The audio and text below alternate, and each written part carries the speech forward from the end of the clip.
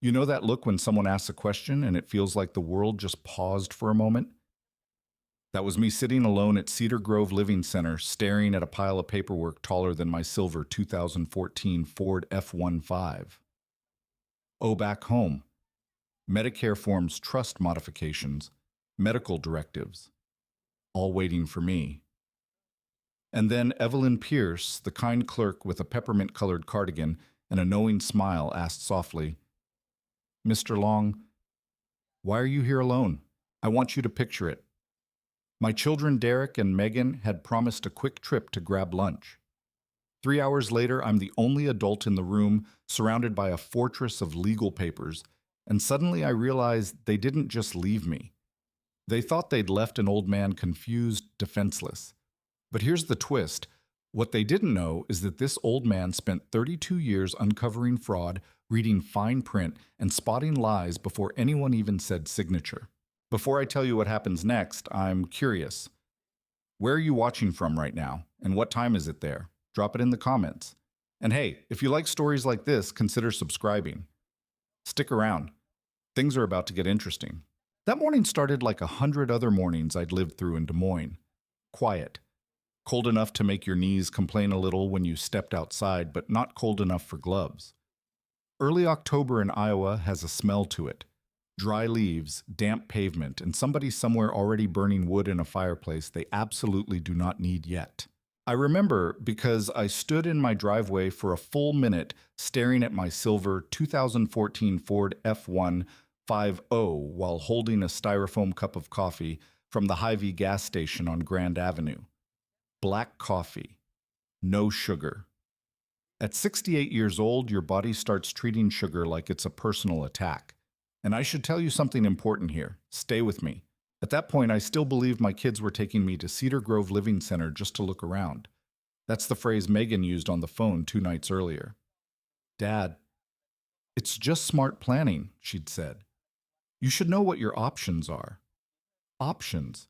That word should have bothered me more than it did. But when you're a parent, you spend decades explaining away uncomfortable feelings. You become an expert at it.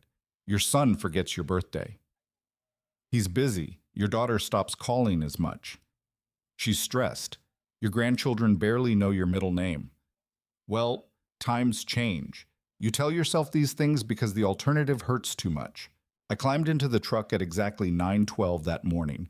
The dashboard clock in that old Ford runs 4 minutes fast because I never fixed it, and honestly, I kind of liked the illusion that I was ahead of schedule for once in my life. Classic rock played low through the speakers. Tom Petty. Something ironic about free fall in plane while your children quietly steer you toward assisted living paperwork. You can't make that stuff up. Derek called me before I even reached I-235. "Dad, where are you?" That alone almost made me laugh. Derek Long had never cared where I was a single day in his adult life. Not once. The man once forgot I'd had knee surgery until 3 weeks afterward. But suddenly, he was tracking my arrival time like airport security. "I'm driving," I told him. "Well, don't be late." Megan already got there. There was impatience in his voice, sharp, tight, like a man waiting for a bank transfer to clear. I noticed it immediately. That's the thing about spending 32 years investigating fraud cases for insurance companies and corporate firms. Eventually, you stop listening to words. You start listening to rhythm, tone, breathing, hesitation. People lie with sentences, but they confess with timing.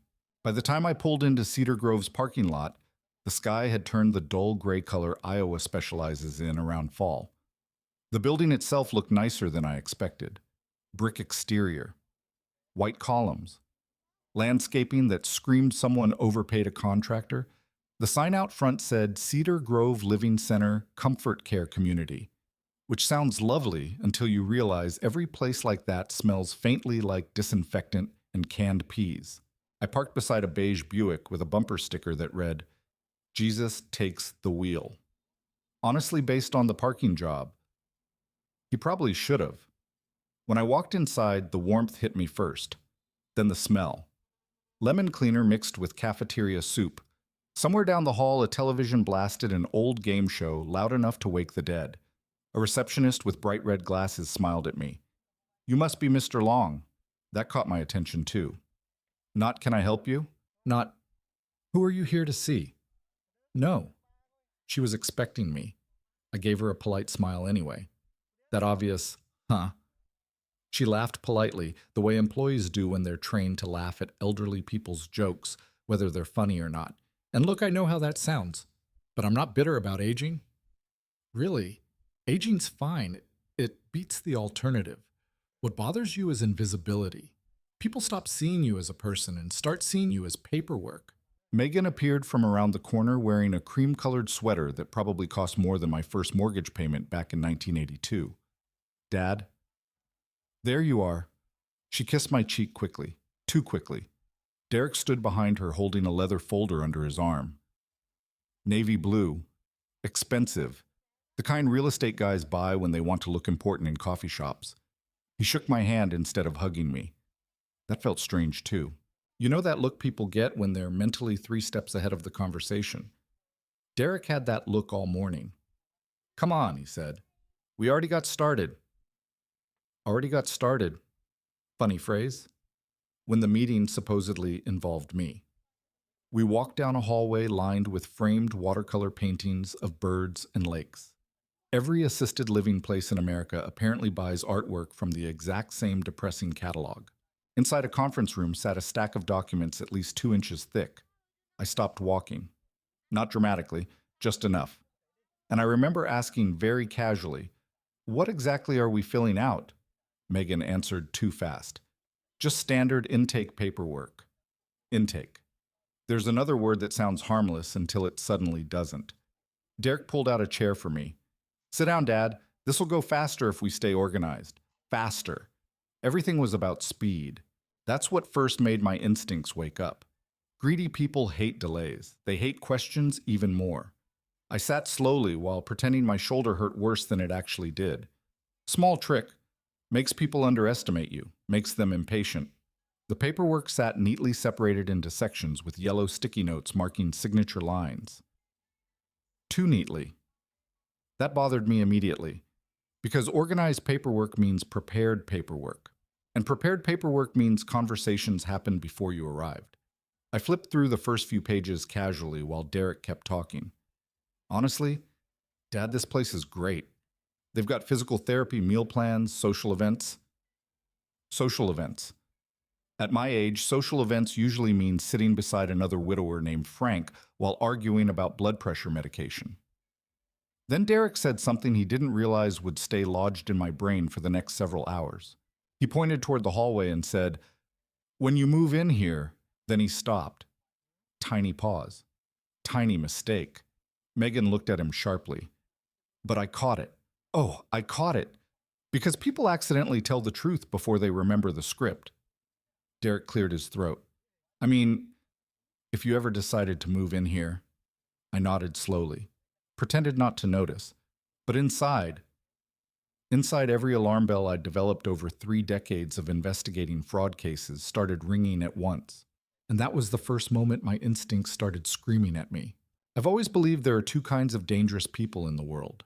The loud ones everybody sees coming, and the quiet ones sitting in a conference room pretending they don't notice anything. That morning at Cedar Grove, Derek and Megan thought I was the first kind of old man. Confused, slow, sentimental enough to sign whatever they slid in front of me as long as they smiled while doing it. What they didn't know was that I spent 32 years making a living off people underestimating me. And honestly, that's probably the funniest part of this whole mess. I adjusted my reading glasses slowly and pulled the first packet closer while Derek stood beside me pretending to be relaxed. He wasn't relaxed. His right foot kept bouncing. Tiny movement, fast rhythm, anxiety. People think lying is about words, but it's not. It's about body language, timing, breathing. The little unconscious glitches humans can't control when they want something too badly. And Derek wanted something badly. "Everything's pretty standard," he said casually. That word again. Standard. You know what I learned after decades working fraud investigations?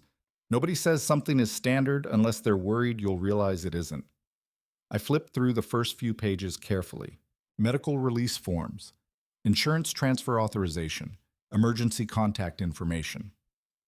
Then I found the first thing that made the hairs on the back of my neck stand up: a trust amendment. Now, if you've never dealt with estate paperwork before, trust amendments look painfully boring. Dense legal language, tiny font, paragraphs designed by people who probably hate sunlight. But I used to review financial fraud cases involving documents exactly like these. Back in 1998, I uncovered a $3 million insurance scam because a guy used two different black ink pens on the same signature page. That's not a joke, by the way. Human beings are terrible criminals when they're impatient. I kept my face neutral while reading. That's important. You never show your cards early, especially not to your own children. Megan leaned forward beside me, perfume drifting across the table. Vanilla and something floral. Expensive. The kind of perfume people buy when they want strangers to think their lives are more organized than they actually are. "You okay, Dad?" she asked softly. Soft voice, careful voice, but her eyes kept darting toward the signature lines. Not toward me, toward the signatures. That told me everything. I smiled faintly. "Oh, I'm fine," I said. "Just slower than I used to be." That line relaxed both of them immediately. See, greedy people love hearing that. Slower, weak, tired. It comforts them. Meanwhile, I was mentally dissecting every page in front of me. The trust amendment transferred temporary financial oversight authority under certain medical conditions. Nothing illegal about that, at least not on the surface. But then I noticed the wording: cognitive decline affecting independent decision-making. Interesting phrase. Very interesting.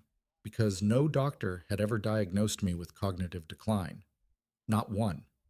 I read that sentence 3 times while pretending to squint. Derek mistook that pause for confusion. "Big mistake. You don't need to worry about all the legal wording," he said quickly. "It's mostly precautionary." Precautionary.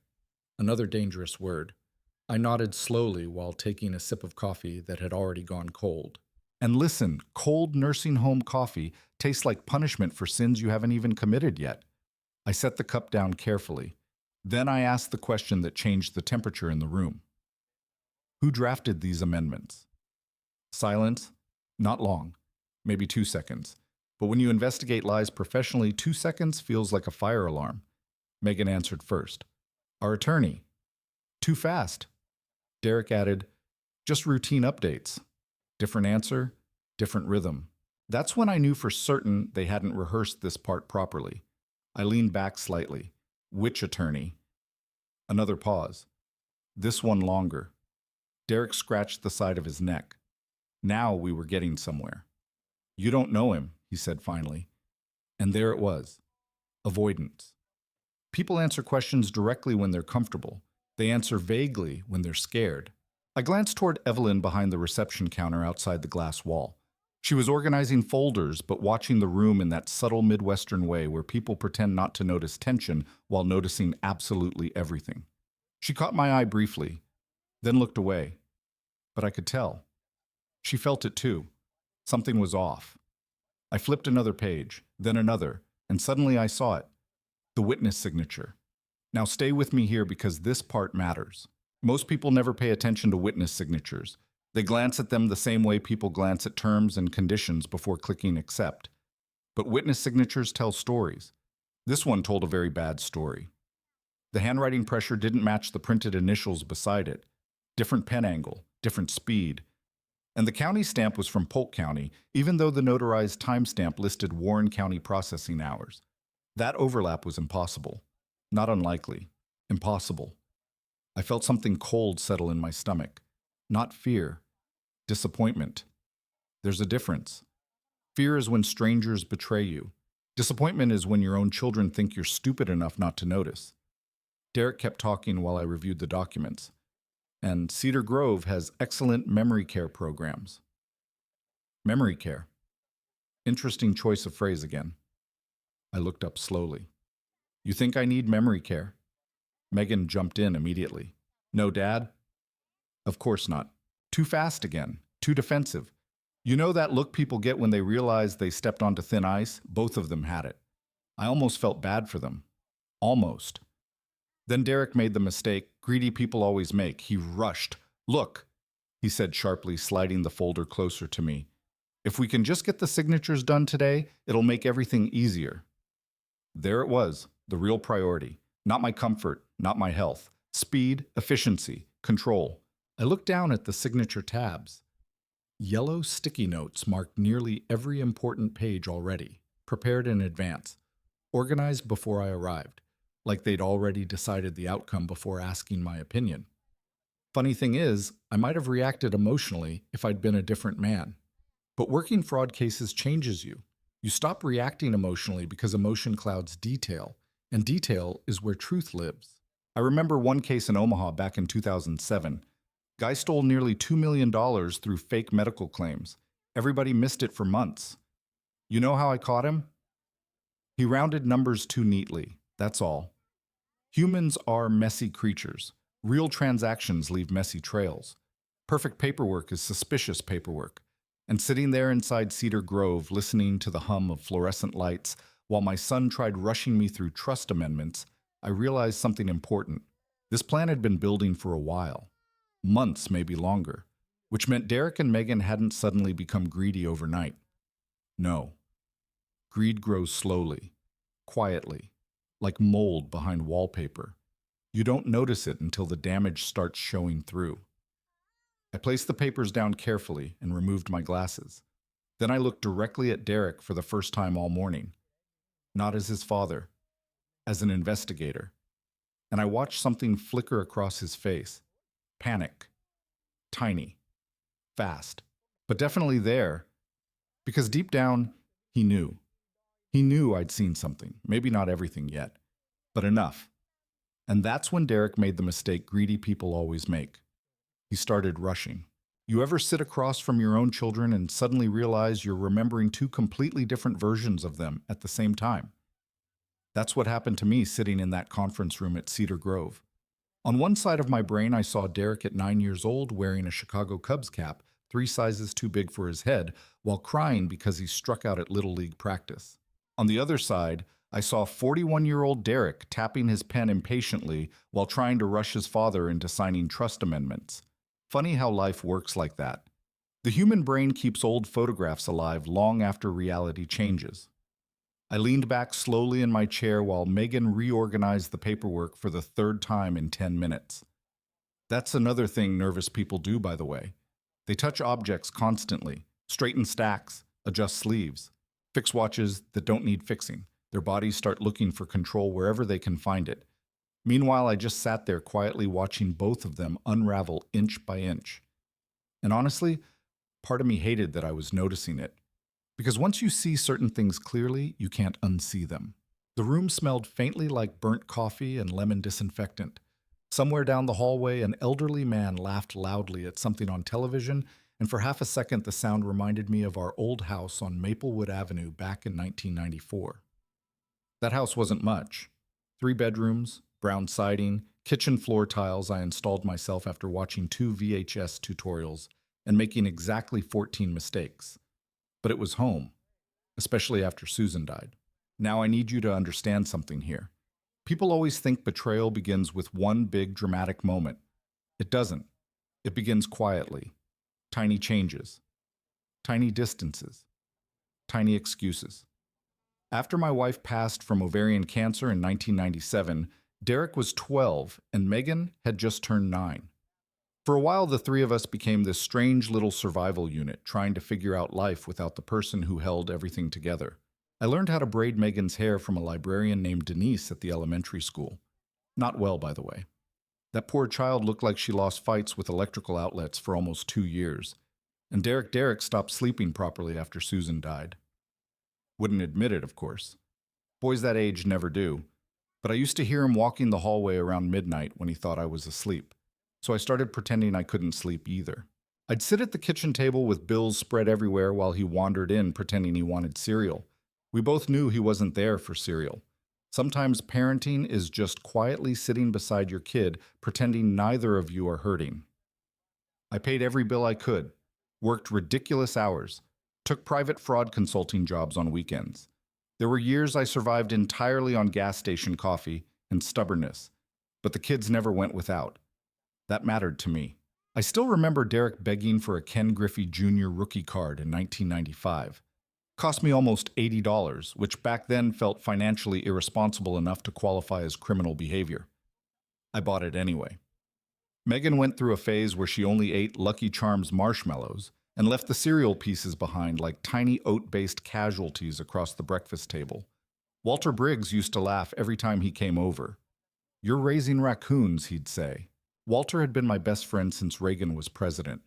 Big guy. White beard, smelled permanently like motor oil and charcoal lighter fluid. Former Chevy mechanic. Terrible fisherman. Even worse cook. One summer he nearly burned his garage down trying to smoke catfish with a homemade propane setup. Told the fire department he was experimenting with flavor. To this day, I still don't know what that means. But Walter was there during the worst years after Susan died. He showed up without asking permission. Fixed things around the house. Dragged Derek to baseball games. Taught Megan how to drive in an empty church parking lot, which in hindsight was a catastrophic decision because that girl drove like she was fleeing federal authorities. And sitting there at Cedar Grove watching my grown children exchange nervous looks over legal paperwork, I kept thinking about all those years. All those ordinary sacrifices parents make without expecting applause. The school concerts, the dentist bills, the nights sitting beside fevers, the mornings waking up before sunrise to scrape ice off windshields before work. You don't keep score when you love your kids. At least you're not supposed to. Megan finally looked at me carefully. "You're quiet today, Dad." I smiled faintly. "You should have seen me during tax season in 2003. That confused her. Good. Confused people make mistakes. Derek slid another paper toward me. This one just updates beneficiary information. Just. There's another dangerous word. Nothing destructive ever arrives labeled destructive. It always arrives disguised as reasonable. I studied the page carefully. The amendment shifted asset oversight temporarily under specific medical review circumstances. Carefully worded, legally clever, and absolutely intentional. I noticed something else too. Megan wouldn't look directly at me anymore. Not for long. Guilt does that to people. They either stare too hard or avoid eye contact completely. Meanwhile, Derek kept over-explaining details nobody asked about. Classic panic behavior. "You'd still own everything." "Obviously," he said quickly. "Obviously." Another panic word. I nodded slowly while removing my glasses. "You know, I said casually I used to investigate a dentist in Omaha who stole insurance money by changing wording in patient files." Both of them froze slightly. Tiny reaction. Tiny but real. "He got caught because he changed words people normally ignore," I continued. "Funny thing about paperwork, the smallest edits usually matter most." Silence. Heavy silence. Megan crossed her arms tightly. Derek cleared his throat. And right there I realized something painful. This wasn't impulsive. This wasn't one bad financial decision spiraling out of control. They'd discussed this, planned it, prepared it together. That hurt more than the paperwork itself. You can survive greed from strangers. Greed from your own children feels different, like finding termites inside walls you built with your own hands. I glanced through the conference room window toward the front desk again. Evelyn Pierce stood beside the printer organizing files, but every few minutes her eyes drifted toward our room. She knew. Maybe not specifics yet, but she recognized discomfort. People who work in places like Cedar Grove develop instincts about families. They see who visits, who doesn't, who talks kindly to residents only when staff members are watching. Trust me, employees at retirement homes know more family secrets than priests sometimes. I rubbed my thumb slowly against the edge of the paperwork. Then I noticed the timestamp issue again. Same discrepancy. Same impossible overlap between county processing records. Sloppy. Very sloppy. And suddenly I understood exactly what had happened. Derek rushed the paperwork process. Probably pressured somebody. Probably thought speed mattered more than precision. That's greed's favorite weakness. Impatience. You know what destroys most fraud schemes? Not intelligence. Ego. People get greedy. Then, greedy people get careless, and careless people leave fingerprints everywhere. I looked up slowly at my children. Not angry, not yet. Just disappointed in a way that felt older than anger. Then Derek made the mistake that changed everything. He leaned forward and said quietly, Dad, we really need to get this done today. Need, not want, need. There it was, the truth finally slipping through the cracks. And looking at his nervous face, I realized something that chilled me more than the paperwork ever could. My children weren't just trying to help me plan for old age. They were trying to control what happened after they decided I was no longer useful. And now I was done simply observing. I've noticed something about greedy people. The moment they think they're close to getting what they want, they stop pretending to be patient. That's exactly what started happening with Derek. Up until then, he'd been performing this polished version of concern. Calm voice, helpful son routine. Lots of dad were just looking out for you, but once he realized I wasn't signing fast enough, the mask started slipping. And when mask slip, truth gets loud. The conference room at Cedar Grove suddenly felt smaller than before. The fluorescent lights buzzed overhead with that low electrical hum every office building in America seems legally required to have. Outside the glass wall, I could hear a medication cart squeaking down the hallway. Meanwhile, Derek sat across from me, gripping a Mont Blanc pen like it owed him money. "You're overthinking this," he said. That sentence almost made me laugh. You don't spend 32 years uncovering fraud schemes by underthinking paperwork. I adjusted my glasses slowly and looked back down at the trust amendment. There it was again. The clause. Buried halfway through page 7 beneath a paragraph about temporary healthcare administration. Sneaky placement. Professionally sneaky. The amendment shifted control authority if I became unable to maintain independent financial judgment. Now that phrase sounds harmless to normal people. To me, that phrase sounded like a loaded shotgun wrapped in legal language. I tapped the paper lightly. Interesting wording here. Megan straightened immediately. What do you mean, too fast again? Always too fast. I leaned back slowly in my chair. Well, I said casually, normally, these clauses require very specific medical evaluations before financial authority changes hands. Derek answered before Megan could. It's standard procedure. Standard. There's that word again. You know, during my consulting years, I once investigated a pharmaceutical executive in Kansas City who embezzled nearly $4 million through fake vendor accounts. Every time auditors questioned him, he used the same phrase, standard procedure. Turns out criminals love boring language, makes people sleepy, and sleepy people stop asking questions. I picked up the paperwork again carefully. The paper itself was expensive too. Thick, high quality. That detail irritated me more than it should have. Because when your children secretly prepare documents designed to control your assets, apparently they spring for premium paper stock. America's weird like that. I flipped another page slowly. Then I saw it. The beneficiary modification. And that's when my stomach dropped for real. Not dramatically, not movie scene dramatically. More like the quiet feeling you get when you realize somebody has been rearranging your life behind your back while smiling to your face. The amendment changed liquidation authority over my house on Maplewood Avenue. My house. The same house where Susan painted Megan's bedroom yellow because she said it looked like sunshine. The same garage where Derek learned to ride a bike by crashing directly into my recycling bins 3 separate times. The same kitchen where we survived grief together after cancer hollowed our family out. And now those memories sat reduced to legal assets on page 9 of a trust modification packet. Funny how paperwork can make a life look so small. I kept my face calm. That part matters. Because greedy people expect emotion. They prepare for anger. They know how to respond to shouting. What they don't know how to handle is silence. I looked up slowly at Derek, who suggested liquidating the house. Tiny pause. Megan looked toward him immediately. Bad sign. Very bad sign. Couples, siblings, business partners, whenever people glance at each other before answering it means the truth requires teamwork.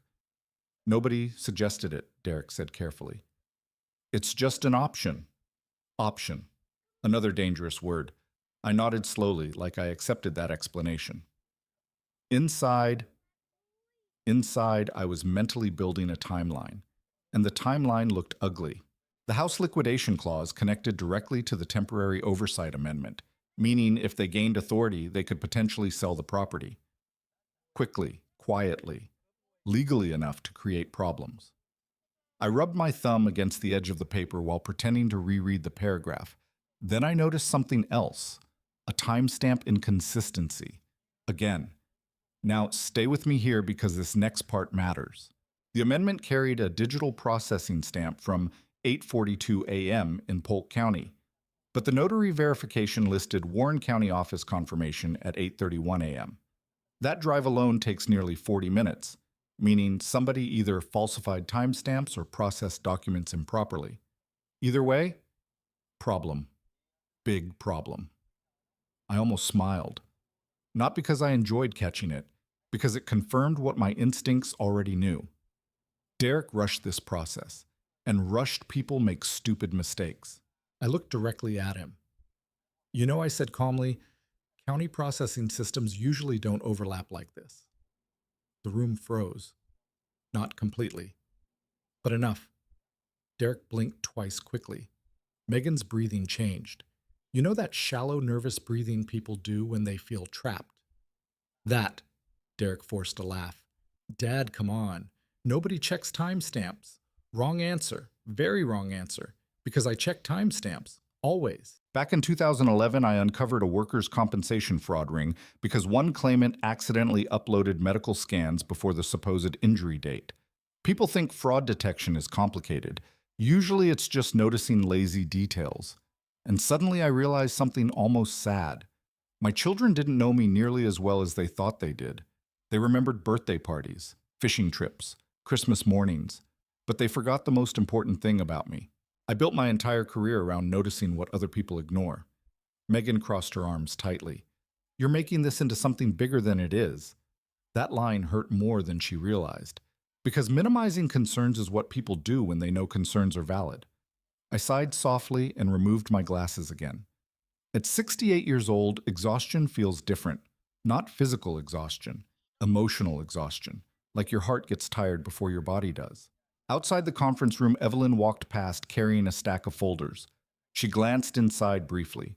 Long enough to notice tension, not long enough to interfere. Yet. I watched Derek loosen his tie slightly.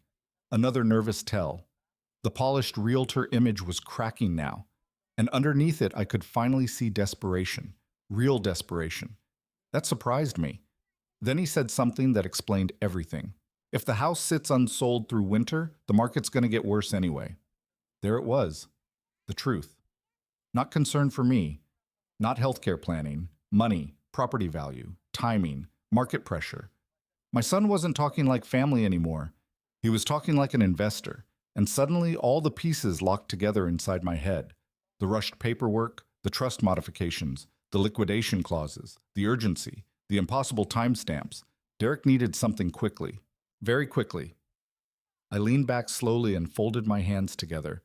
Then I asked the question that changed his face completely. How much debt are you in silence? Heavy silence. Megan looked horrified. Derek's jaw tightened instantly. Bullseye. You know that expression people get when they realize you accidentally opened the exact door they were desperately trying to hide? That expression? He stood up too quickly. Chair legs scraped harshly against the floor. Can we not do this right now? And there it was. Panic. Real panic. Because greedy people can fake confidence. But desperate people always crack eventually. I stayed calm, quiet, controlled. That's another thing investigations teach you. The calmer you stay, the more unstable, guilty people become. I picked up the paperwork one more time and tapped page 9 gently. Then I said the sentence that made both my children go pale. This amendment shouldn't even be legally valid. And for the first time all afternoon, neither of them knew what to say. There's a specific kind of silence that only happens after people realize their plan might be collapsing. Not loud silence, not dramatic silence, the quiet kind, the kind where nobody moves naturally anymore. That was the atmosphere inside the Cedar Grove conference room after I told Derek the amendment probably wasn't legally valid. Even the fluorescent lights suddenly seemed louder. Derek sat back down slowly, but the confidence was gone now. Completely gone. His tie had loosened slightly, and a thin line of sweat had appeared along his forehead, despite the room being cold enough to preserve meat. Megan looked like she wanted to disappear into the carpet. Honestly, part of me wanted to disappear too. Because here's the ugly truth. Nobody tells you about family betrayal. Even when you catch it, you still wish you were wrong. I removed my glasses carefully and cleaned them with the edge of my sweater while pretending not to notice both my children silently panicking across from me. That sweater, by the way, was one Susan bought me in 1996 from a JCPenney clearance rack. Still fit, barely, which either says something impressive about the sweater quality or deeply concerning about my refusal to buy new clothes. Probably both. Derek cleared his throat first. "We're trying to help you." There it was, the final defensive phase. When people can't explain the facts, they retreat into emotion.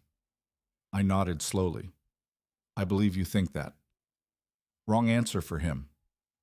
You know that look people get when they expect a fight, but instead receive calm disappointment. That look. He hated it. Anger would have made this easier for him. Easier for Megan, too. Because then they could tell themselves I was being irrational. But calmness. Calmness forces guilty people to sit with themselves. And most people absolutely hate that. Megan finally spoke. "You're acting like we're stealing from you." I looked directly at her. Not harshly, just honestly. Well, I said quietly, "You did prepare legal authority paperwork without discussing it with me first." That landed hard. She looked away immediately. Bullseye again. Outside the room, I saw Evelyn pass by carrying a clipboard. She glanced toward us briefly before continuing down the hallway, but not before noticing Megan wiping tears from the corners of her eyes. Now listen, I wasn't enjoying this. That's important. This wasn't revenge yet. This was grief wearing a business suit. Derek stood suddenly again and shoved his chair backward. "We need a minute." Need. Still that word. He grabbed Megan lightly by the arm and both of them stepped outside into the hallway. The second the conference room door shut behind them, the silence changed completely. I exhaled slowly for what felt like the first time in an hour. And that's when something strange happened. I felt old. Not weak, not helpless, just old. There's a difference. Because sitting alone in that conference room surrounded by paperwork about your future care, your finances, your home, your independence, it forces something into focus you usually avoid thinking about. One day, eventually, other people start discussing your life, like logistics. That realization hits harder than any betrayal. I stared down at the stack of documents while the hallway clock ticked loudly somewhere outside. 2:17 p.m. I remember the exact time because that's the moment everything emotionally shifted for me. Up until then, investigator Lachlan Long had been handling things, observing, calculating, connecting details. But suddenly I wasn't an investigator anymore. I was just a father sitting alone while his children debated what to do next. And that hurt. More than the paperwork, more than the lies, more than the greed. You know what the worst part of aging is? It's not physical pain. It's realizing people start mistaking your trust for weakness. The conference room door opened softly. For half a second, I expected Derek or Megan. Instead, Evelyn stepped inside holding a fresh cup of coffee. "You look like you needed this," she said gently. That woman had the emotional radar of an FBI hostage negotiator. I smiled faintly. "You got bourbon in there?" She laughed quietly. "Only after 5. Cruel policy." That got another laugh out of her. And honestly, I needed that moment more than I realized. She set the coffee beside me carefully, then glanced at the paperwork. Not directly staring, just enough. "You okay, Mr. Long?" There it was again. That question. Simple questions become dangerous when kind people ask them sincerely. I looked down at the documents, then toward the hallway where my children were whispering intensely near the vending machines. Finally, I said the sentence that made Evelyn's face change completely. "I don't think they planned on leaving with me today." Silence. Real silence this time. Her expression softened immediately. Not pity, concern. There's a difference. "Mr. Long," she said carefully. Then she stopped herself. Professional boundary. I respected that. But I could tell she understood more than she wanted to say out loud. She glanced down at the paperwork stack again. And that's when she noticed something important. The intake folder. Not visitor paperwork. Resident intake paperwork. Her eyes narrowed slightly. Now she was connecting dots too. "You were listed for evaluation," she asked carefully. I nodded once, slowly, and Evelyn Pierce, 66 years old, peppermint candy in her cardigan pocket clerk at Cedar Grove for 12 years, suddenly looked furious. Not explosive furious, quiet furious, Midwestern furious, the most dangerous kind. She pulled the intake folder gently toward herself and flipped through the front pages quickly. Then she frowned.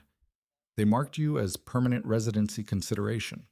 There it was, out loud. Official. Permanent residency consideration. Without discussing it properly with me first. Without my consent. Without even telling me directly. I stared at those words while something cold settled deeper in my chest. Not shock anymore. Confirmation.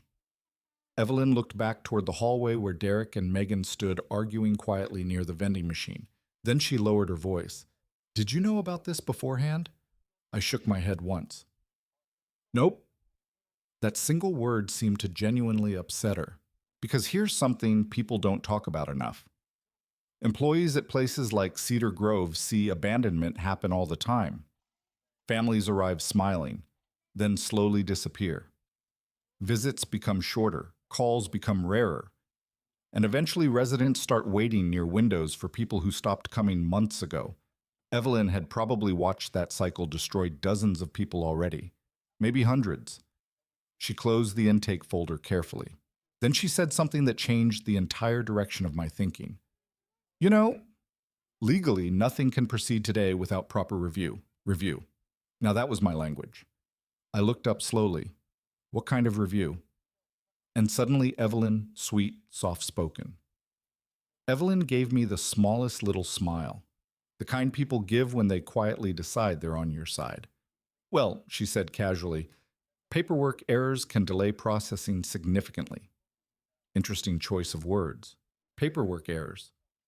I almost laughed. Because, there were errors, all right. Timestamp inconsistencies, improper notarization sequencing, questionable authority wording, and now a witness inside the facility noticing irregularities too. Derek and Megan still thought this situation was about convincing an emotional old man.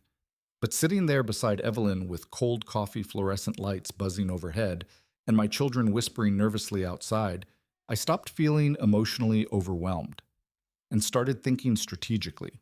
Because once emotion settles down, that's when experience takes over. And experience was the one thing my children forgot I had more of than anyone in that building. You know what surprised me most that afternoon? It wasn't the paperwork, wasn't the trust amendments, wasn't even realizing my children had quietly planned parts of my future without properly telling me. No. What surprised me most was how quickly kindness from a stranger could stop you from completely losing faith in people. Because after Derek and Megan walked off toward the vending machines to argue privately, Evelyn Pierce sat across from me holding her own coffee cup like we were two exhausted coworkers surviving the world together. And honestly, that's exactly what it felt like. The conference room suddenly didn't feel as cold anymore. Still smelled like disinfectant and stale coffee, but less hostile somehow. Evelyn took a careful sip from her cup and glanced toward the hallway. They've been out there 7 minutes, she said quietly. I checked my watch automatically. 8, actually. That made her laugh. A real laugh, too. Not the polite customer service kind. You really were some kind of investigator, huh? Forensic accountant. Sounds terrifying. It mostly involves spreadsheets and disappointment. That earned another laugh. And I needed that more than I wanted to admit. Because tension exhausts people. Especially emotional tension. Your body starts acting like you've been carrying furniture uphill all day, even though technically you've just been sitting in a chair arguing about paperwork. Evelyn set her cup down carefully. I shouldn't say this professionally, she said quietly, but I've seen situations like this before. I looked at her. Not shocked, just sad. How often? She hesitated. That told me enough already. More than people realize. There it was. The hidden truth about places like Cedar Grove. People imagine retirement communities as cheerful brochures filled with smiling seniors playing bingo and eating sugar-free pie. And sure, some of that exists. But underneath, there's another reality nobody advertises. Families struggling with guilt, money, burnout, inheritance tension, Adult children quietly deciding when their parents stop being independent enough to deserve control over their own lives. And apparently Evelyn had front row seats to all of it for years. She folded her hands together carefully.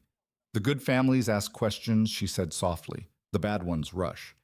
That sentence sat heavy in the room. Because Derek rushed everything today. The paperwork, the explanations, the signatures. Even the fake concern felt rushed. Greed hates patience. I leaned back slowly. You know what the funny part is? What? I probably would have discussed retirement planning if they'd just talked to me honestly. That part was true.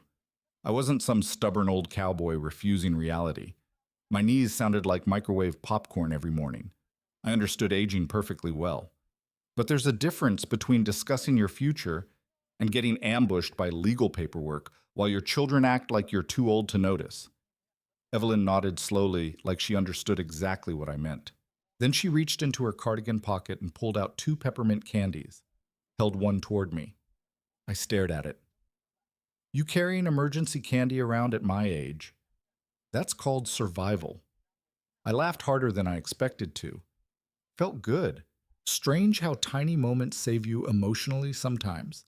Not big speeches, not dramatic breakthroughs, just peppermint candy and somebody treating you like a human being instead of a problem to manage. I unwrapped the candy slowly while glancing toward the hallway again. Derek was pacing now, fast. Sharp turns, phone in hand. Megan stood near the vending machine, rubbing her forehead like she had a migraine. Good. Pressure changes people. And pressure had finally started squeezing them hard enough to crack the performance. Evelyn followed my gaze. Your son looks nervous. He should be. That answer slipped out colder than I intended. I sighed afterward. Sorry. No, she said gently. Don't apologize for being hurt. That one landed deep, because I was hurt. Underneath the analysis and calm observation and professional instincts, I was deeply hurt.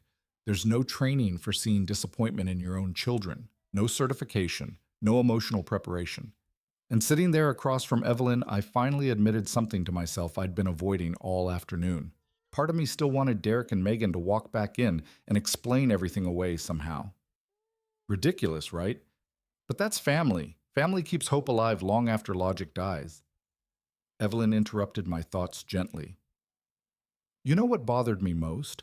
What they checked, permanent residency availability before you even arrived. That sentence made my stomach tighten instantly, because that confirmed planning. Not discussion, planning. I rubbed my forehead slowly. Did they say anything? Mostly questions about transition timelines, financial coordination, long-term placement. God, I hated that word. Made me sound like old furniture. I looked down at the paperwork again spread across the table. Then suddenly another detail clicked into place. A small detail. But small details built my career. I picked up the intake folder quickly, flipped 3 pages in. And there it was. Emergency financial contact authorization, pre-filled, signed section tabs already marked, prepared before I even walked through the door. I stared at it silently. Then I laughed once, short, humorless. Evelyn looked concerned. What? They already expected me to sign everything. That realization changed something emotionally inside me. Up until then, part of my brain still believed this situation had spiraled accidentally. Miscommunication, pressure, bad judgment. But this was coordinated. And coordination requires intention. Outside, Derek suddenly glanced through the conference room window. The second he saw Evelyn sitting with me, his expression changed instantly. Panic, real panic. He whispered something sharply to Megan. Evelyn noticed too. Oh, she said quietly. He doesn't like me being in here. Probably because witnesses make dishonest people uncomfortable. That got another faint smile out of her. Then my phone rang. Walter Briggs. Of course it was Walter. Timing has always been his weird superpower. I answered immediately. Well, Walter barked loudly. Did they lock your old ass away yet? I nearly choked laughing. Evelyn covered her mouth, trying not to laugh too. Not yet, I said. Good. Because I still need somebody who knows how to untangle fishing lines without using profanity. Impossible task. Walter snorted. Then his voice softened slightly. You all right, Locke? Now, there's a question only real friends know how to ask properly. Simple words, heavy meaning. I glanced toward Derek and Megan again through the glass, then toward Evelyn sitting beside me quietly pretending not to listen. Finally, I answered honestly. No, but I think I'm getting there. Walter was quiet for a second. Then he said something that stuck with me. Don't let people rush you when money's involved, especially family. See, that's wisdom right there. Simple, ugly, true. We talked another minute about absolutely nothing important. Football scores, catfish bait, whether Iowa winters were getting worse or we were just getting older. Normal conversation. And after the emotional disaster unfolding around me, normal suddenly felt priceless. When I hung up, Evelyn smiled softly. He seems like a good friend. He once accidentally welded a lawn chair to his garage floor. That doesn't answer my question. It actually answers it perfectly. That earned one last laugh between us. Then the conference room door opened. Derek stepped inside first, face tight, jaw clenched. Megan followed behind him looking emotionally exhausted. But something had changed while they were outside. The confidence was gone now, completely gone. And as I slowly folded the paperwork closed in front of me, I realized something important. By the time my children came back, I was ready for them. Derek came back into the conference room wearing the expression people usually have right before root canal surgery. Determined, sweaty, slightly aggressive. Megan followed behind him, clutching her purse against her chest like it contained emergency oxygen. Meanwhile, I sat calmly beside a half-empty coffee cup and a peppermint candy wrapper, feeling strangely peaceful for the first time all afternoon. That probably sounds odd, but once you stop wondering whether people are lying to you and finally know for certain, clarity becomes oddly relaxing. Painful, but relaxing. Derek shut the conference room door behind him harder than necessary. Tiny burst of emotion. Another crack in the mask. Evelyn stood slowly from her chair. Well, she said politely, I should probably get back to the front desk. But before she left, she placed a thin blue Cedar Grove folder beside me. Subtle move. Very subtle. Inside that folder, copies. Photocopies of intake paperwork. Bless that woman. I looked up at her. She smiled politely, but her eyes said something entirely different. You are not alone here. That mattered more than she probably realized. Once Evelyn disappeared down the hallway, the room went quiet again. Not peaceful quiet, dangerous quiet. Derek sat down across from me and immediately loosened his tie another inch. Megan remained standing for a moment before finally lowering herself carefully into the chair beside him. Neither looked comfortable anymore. Good. People reveal truth fastest under pressure. Derek folded his hands together tightly. Dad, he began slowly. I think maybe this conversation got off track. Interesting choice of words. Off track. Like the problem here was confusion instead of deception. I nodded casually. Seems pretty on track to me. That hit harder than I expected. His jaw tightened immediately. Megan jumped in quickly. We're just trying to make sure you're protected. Protected. There's another word people weaponize when they want control. I opened the blue folder Evelyn left me and slowly removed the photocopies. The second Derek saw them all, the color drained from his face. Oh yeah. Now we were getting somewhere. You copied the intake forms, he asked sharply. I raised an eyebrow. No, I said calmly. Cedar Grove did. Technically true. Best kind of true. Megan leaned forward suddenly. Dad, why are you acting like we're the enemy? That question sat in the room for a second. Because honestly, I didn't want them to be enemies. That's the tragedy underneath all this. I loved my children. Still do, even during this mess. That's the awful thing about family betrayal. Love doesn't conveniently disappear just because somebody hurts you. I sighed softly and looked down at the paperwork. Then I tapped one page gently. This section here lists me as a permanent residency candidate before I ever agreed to anything. Silence. Heavy silence. Derek rubbed his forehead aggressively. We were exploring options. Without telling me. We didn't want to upset you. That one almost made me laugh again. Funny how people always claim dishonesty was actually kindness. I leaned back slowly. You know what I used to tell junior investigators? Neither answered. If somebody hides information for your own good, it's usually for theirs. That landed exactly where I wanted it to. Megan's eyes filled slightly with tears again, but Derek was unraveling differently. Anger. Desperate people often choose anger because it feels stronger than panic. He leaned forward sharply. You have no idea the pressure we're under right now. And there it was, finally. Real emotion, real truth, not the polished performance anymore. Pressure. I stayed quiet intentionally. Silence pulls confession out of people better than questions sometimes. Derek exhaled heavily and rubbed both hands down his face. The market collapsed on 2 properties, he muttered. Interest rates jumped. Investors pulled out. Megan stared at the table. Not at him. At the table. Which told me she already knew all of this. I nodded slowly. How much? Derek hesitated. Then finally, 480,000. I actually blinked. Not because I was shocked he had debt, because I suddenly understood why they'd become so reckless. Almost $500,000. That kind of pressure changes people fast, especially arrogant people who believe they're smarter than consequences. Megan finally spoke quietly. The bank's threatening legal action. There it was, the full picture beginning to emerge. The rushed paperwork, the liquidation clauses, the urgency, the manipulation. They weren't just greedy. They were drowning, and drowning people grab whatever floats nearby, even family. I rubbed my thumb slowly along the edge of the paperwork stack. Then I asked the question that truly shattered the room. When exactly were you planning to tell me about selling the house?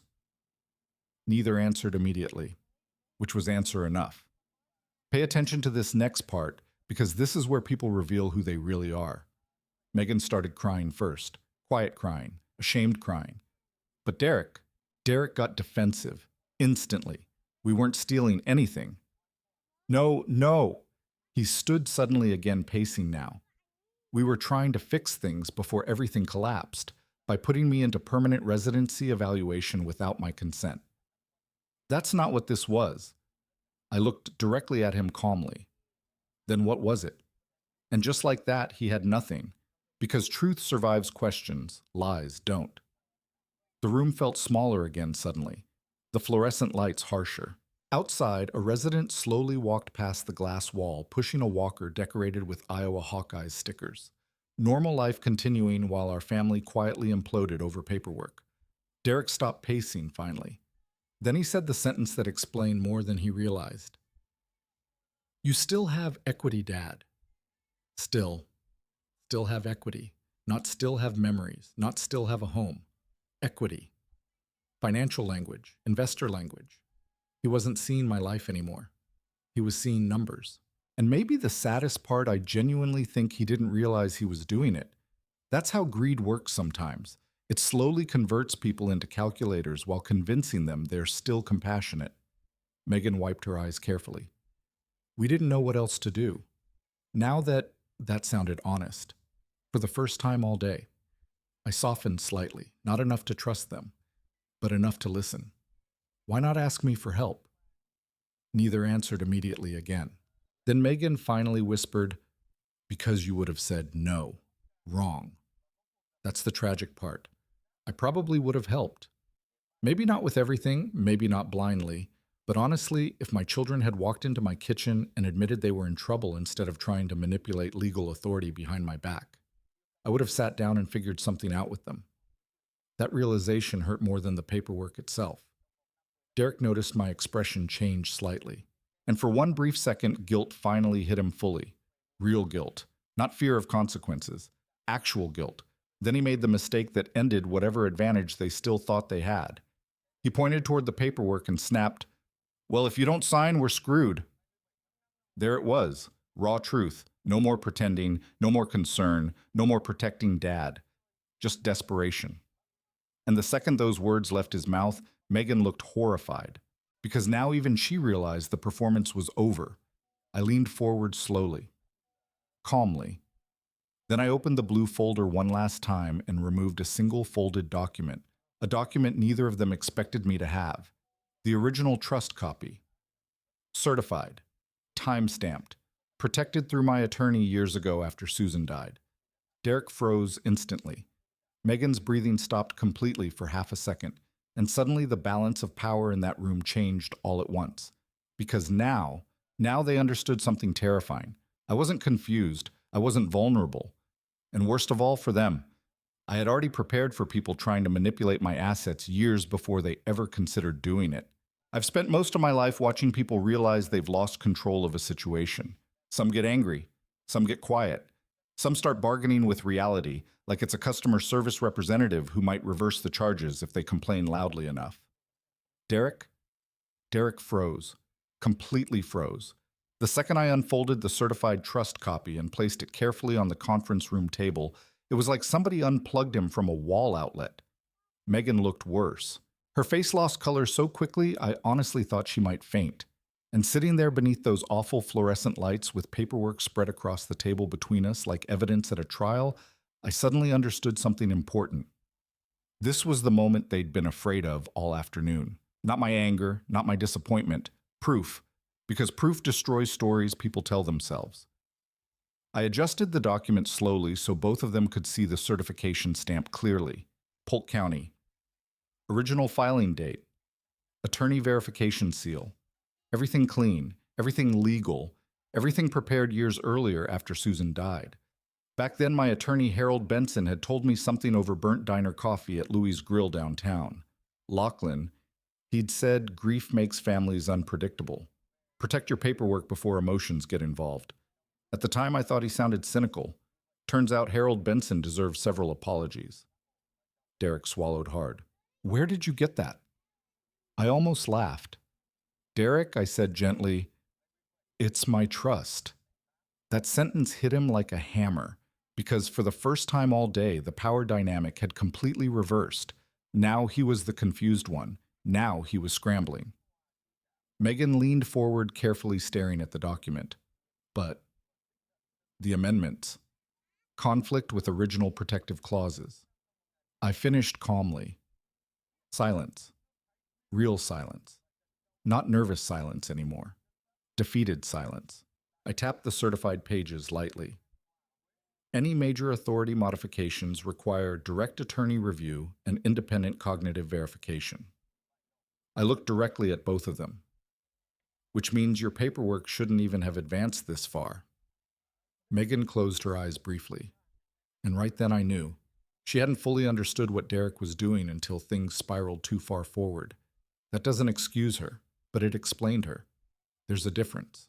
Derek rubbed both hands over his face aggressively. You don't understand how bad things got. No, I said quietly. I understand perfectly. And I did. That's the ugly part. I understood financial desperation better than either of them realized. I'd spent decades investigating bankruptcies, fraud collapses, insurance scams, foreclosures. You know what almost all of them had in common? Nobody starts by planning to become dishonest. People slide there gradually. One bad decision. Then another. Then panic arrives.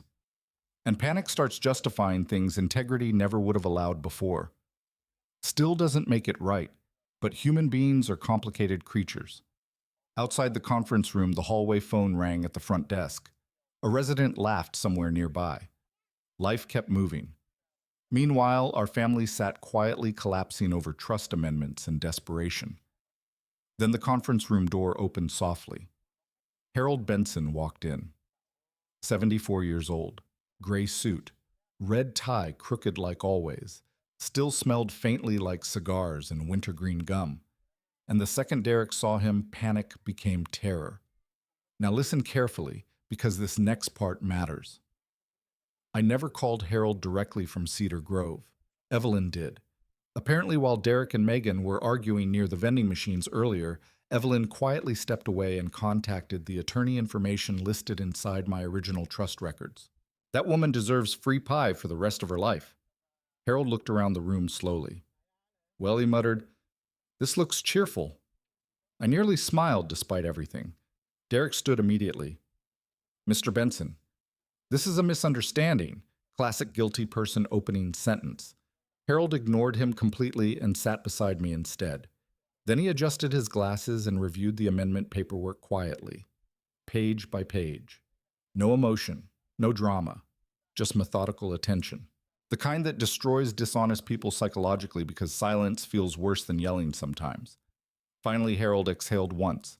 Then he looked directly at Derek. Who drafted these, There it was again. The question nobody wanted answered. Derek hesitated too long. Harold noticed instantly. Of course he did. Harold Benson had spent 40 years surviving Iowa probate courtrooms. The man could smell bad legal decisions from neighboring counties. We used a financial consultant, Derek muttered. Harold raised one eyebrow. Name. Another hesitation. Megan started crying quietly again. And Harold leaned back slowly like a man mentally preparing paperwork for future litigation. Then came the moment everything finally shattered. Harold tapped the timestamp discrepancy lightly. This filing sequence is impossible. Boom! Officially spoken out loud now. Not just my suspicion, legal confirmation. Derek immediately started talking too fast. It was probably a clerical issue. No, Harold interrupted calmly. It wasn't. That silence afterward felt enormous. Because once professionals stop arguing and start stating facts calmly, the room changes. Everybody knows the truth arrived. I looked over at Derek carefully. His shoulders had collapsed slightly, eyes exhausted, face pale. For the first time all day, he didn't look manipulative anymore. He looked scared, really scared. And honestly, that made me sadder than angry. Because no father wants to watch his child destroy himself, even when that child hurts him. Megan finally whispered, "We didn't know what else to do." Harold looked toward her, then toward me, then back at the paperwork. You should have asked him honestly. Simple sentence, devastating sentence, because it was true. That's what kept echoing inside my head all afternoon. They should have just asked me, not manipulated me, not rushed legal authority forms, not quietly explored permanent residency placements behind my back. Just asked. Derek sat heavily back into his chair. The bank's coming after everything. Harold folded his hands together. That still doesn't justify fraudulent processing. Fraudulent. There's the word nobody wanted spoken aloud. Derek flinched visibly. I need you to understand something here. At that moment, I could have gone nuclear. Civil action, fraud investigation, protective filings, professional complaints. I had enough evidence already to create serious legal problems. And Derek knew it too. That's why his voice cracked when he finally looked at me directly and said, "Dad, please. Just that. Please." Not polished anymore, not strategic, just desperate. And weirdly enough, that hurt the most. Because suddenly I could see the little boy wearing the oversized Cubs cap again underneath the terrified grown man. That's the tragedy of family. Even after betrayal, your memories refuse to cooperate with your anger. I stared at him quietly for a long moment. Then finally I said the sentence I'd been holding inside all afternoon. You thought getting old meant getting stupid. Nobody moved. Nobody spoke. Megan cried harder instantly. Derek looked down at the floor, and the truth settled fully across the room at last. Not just the paperwork truth, the emotional truth. My children had slowly started viewing me as vulnerable instead of capable, manageable instead of independent, a problem instead of a person. That realization wounded deeper than any financial scheme ever could. Harold closed the amendment packet carefully. These documents go nowhere, he said firmly. Final, absolute, done. And just like that, their entire plan collapsed. No signatures, no authority transfer, no liquidation process, nothing. The trap they built had snapped shut on themselves instead. But here's the strange thing. Nobody tells you about revenge. When the moment finally comes, it doesn't feel triumphant, it feels heavy. Because sitting there watching my own children break apart emotionally beneath fluorescent nursing home lights, I realized justice and heartbreak sometimes arrive holding hands. And honestly, that was harder than I expected. I drove home from Cedar Grove just before sunset. Same silver 2014 Ford F-150. Same cracked coffee stain near the gear shift. Same rattling sound from the passenger side door that Walter had promised to fix approximately 17 times over the last 4 years. But nothing felt the same anymore. You know how certain days divide your life into before and after without warning? That was one of those days. The Iowa sky had turned orange and gray as I headed west down Hickman Road. Trees blurred past the windows, their leaves halfway between green and burnt copper. Beautiful evening. Terrible mood. Funny how the world keeps looking normal while your personal life quietly detonates. I drove with the radio off. Couldn't handle noise anymore. Not after spending hours inside that conference room watching my children unravel beneath legal paperwork and fluorescent lighting. And honestly, the silence hurt less. My phone buzzed twice during the drive. Derek, then Megan. I ignored both. Not out of cruelty, I just didn't know what to say yet. Because what exactly are you supposed to say after your children try maneuvering you into signing residency and financial authority paperwork behind your back? There's no Hallmark card for that conversation. I pulled into my driveway around 6:11 p.m. The house looked exactly the same as it had that morning. Brown siding, white shutters, front porch light. Susan picked out 23 years ago because she said it made the place feel less grumpy. Evening shadows stretched across the lawn while cold October wind pushed dead leaves against the garage door. Home. Still home. That mattered more than I expected. I sat inside the truck for nearly 5 full minutes before getting out, hands resting on the steering wheel, engine ticking softly, trying to process everything. And that's when the voicemail notification appeared again. 3 messages now. 1 from Derek, 2 from Megan. I still couldn't bring myself to listen, because part of me feared hearing regret, and another part feared hearing excuses. Neither sounded survivable emotionally at that moment.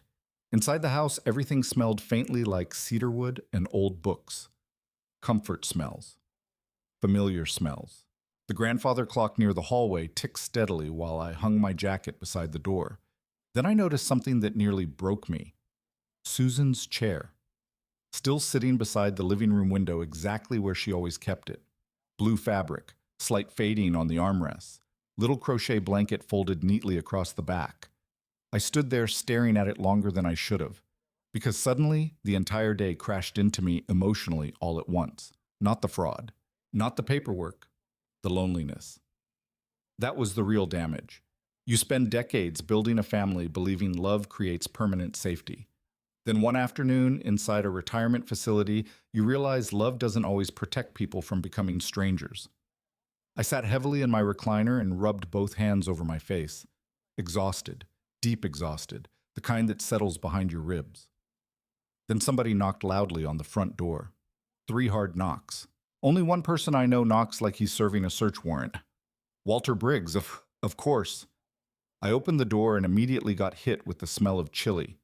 Homemade chili. Walter stood there holding a giant aluminum pot while wearing a camouflage jacket that looked older than several small countries. Well, he said, "You look terrible." That's friendship right there. I brought chili. Now that's friendship. He stepped inside without waiting for permission because after 40 years, people stop pretending formalities matter. Walter set the chili on the kitchen stove and immediately started opening cabinets like he owned the place. "Where are your bowls?" "Same place since Clinton was president." Good. I hate adapting. Normal conversation. Again, normal suddenly felt priceless. Walter filled 2 bowls while I sat quietly at the kitchen table staring out the darkening window. Finally, he looked at me carefully. How bad I exhaled slowly. Pretty bad. He nodded once, didn't push immediately.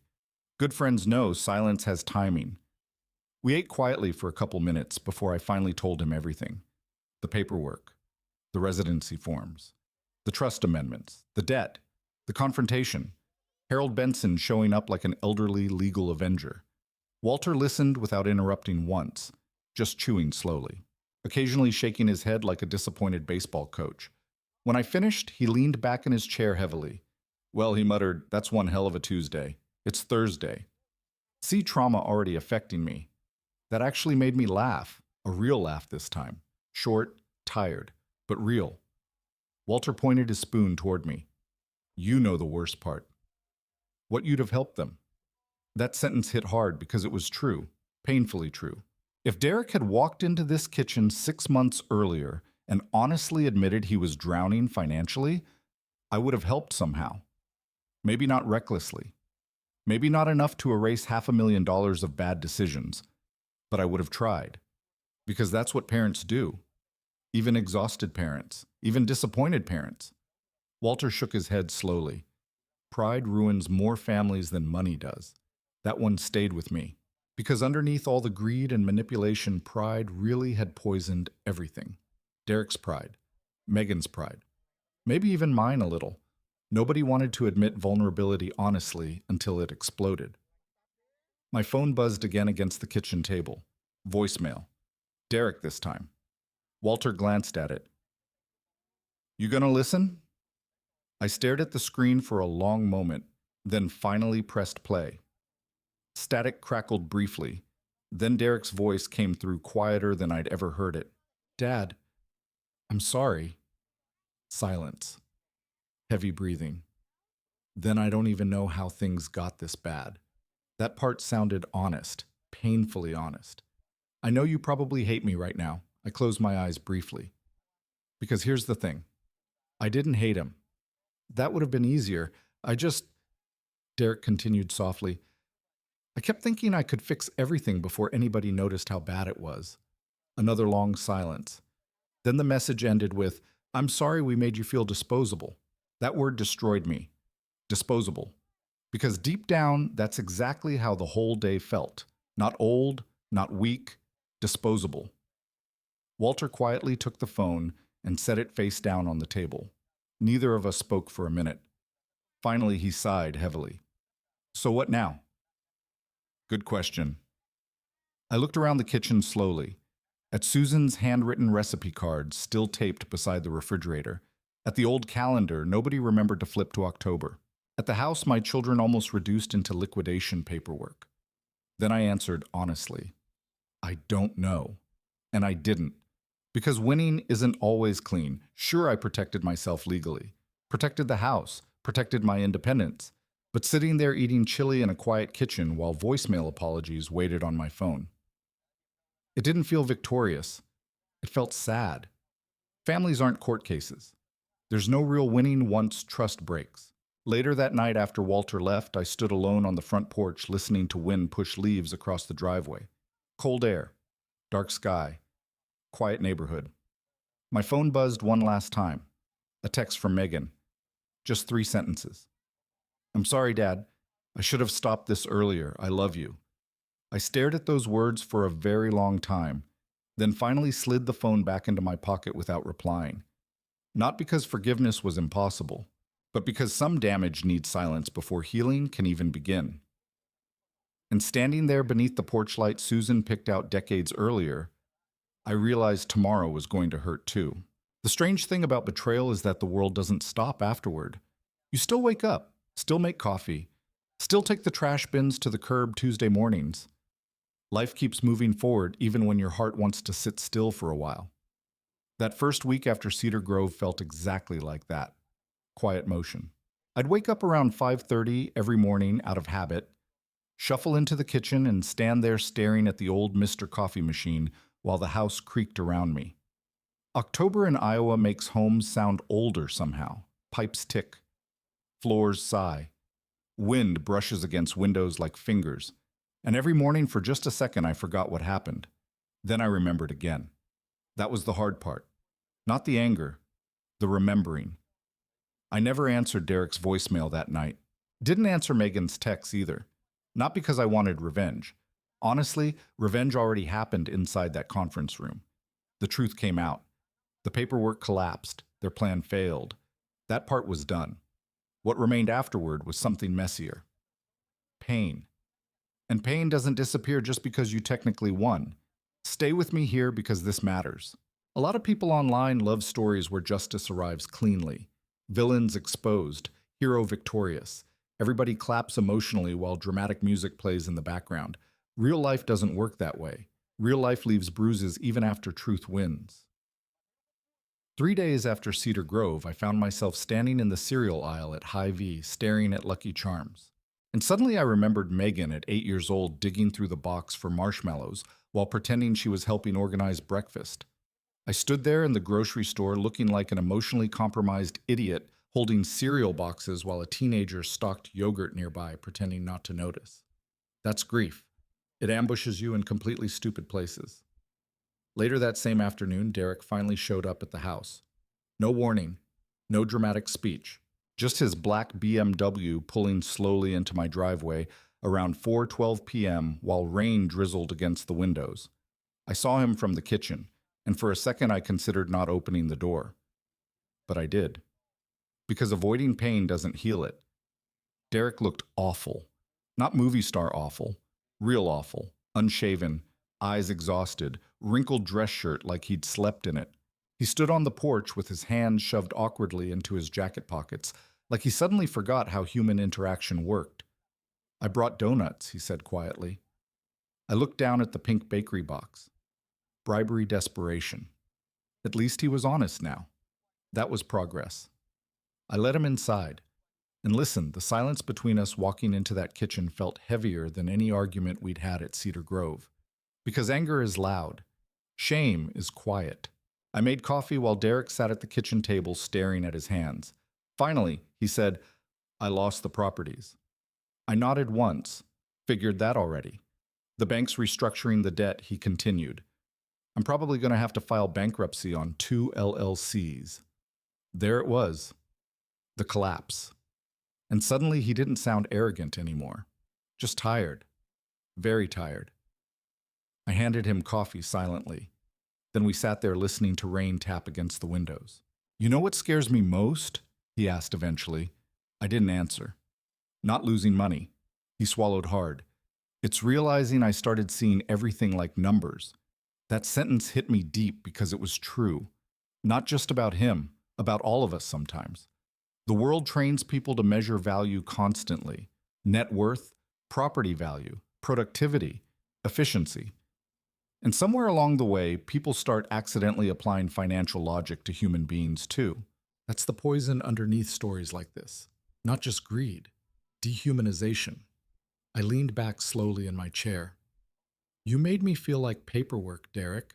He closed his eyes instantly when I said that, like physically hearing it hurt. "Good. Sometimes pain teaches lessons apologies can't." "I know," he whispered. Then quietly, genuinely, "I'm ashamed of myself." And for the first time since Cedar Grove, I believed him. Now that didn't magically repair everything. Trust doesn't grow back overnight like movie endings pretend, but it mattered. Honesty mattered. About an hour later, Megan called. Speakerphone. She sounded exhausted too, crying softly almost immediately. "I should have stopped it sooner," she kept saying. And honestly, that was probably true. I think Megan got swept into Derek's panic gradually. Debt pressure, fear, pride. Family momentum. Again, not an excuse, just reality. Human beings are complicated, especially scared human beings. We talked for almost 40 minutes that evening, not solving things, just talking honestly for the first time in months, maybe years. And somewhere during that conversation, I realized something uncomfortable about myself too. I had been lonely long before Cedar Grove. I just hadn't admitted it. After Susan died, I became emotionally self-sufficient to a fault. Handled everything myself, never wanted to burden the kids, never talked about getting older honestly. That silence created distance too. Not equal blame, never equal blame, but distance nonetheless. You know, pride works both ways sometimes. A week later, Evelyn Pierce mailed me a handwritten note. Actual handwritten note. Who even does that anymore? Inside was a short message. "Thank you for reminding me that growing older does not mean giving up dignity." I kept that note. Still have it tucked inside my desk drawer. Because dignity really was the heart of everything that happened at Cedar Grove. Not money, not property. Dignity. The right to be spoken to honestly. The right to remain human even while aging. The right not to become invisible simply because your hair turns gray. And maybe that's the lesson I need you to hear most. I need you to understand something. One day, if life is kind enough, every single one of us will grow old. And when that happens, we won't just need medication or assistance or paperwork. We'll need respect, patience, honesty. We'll need people who still see us as complete human beings instead of obstacles, responsibilities, or future inheritance calculations. Because aging is strange. Inside, you still feel like yourself. Still remember your first heartbreak. Still laugh at stupid jokes. Still get embarrassed. Still love deeply. The outside changes faster than the inside does, and families forget that sometimes. So if you're listening to this story while your parents are still alive, call them. Really talk to them. Not rushed conversations, not obligation conversations, real ones. And if you're the parent in this situation, don't surrender your voice just because the world starts speaking over you. Pay attention. Ask questions. Protect your dignity, because trust matters.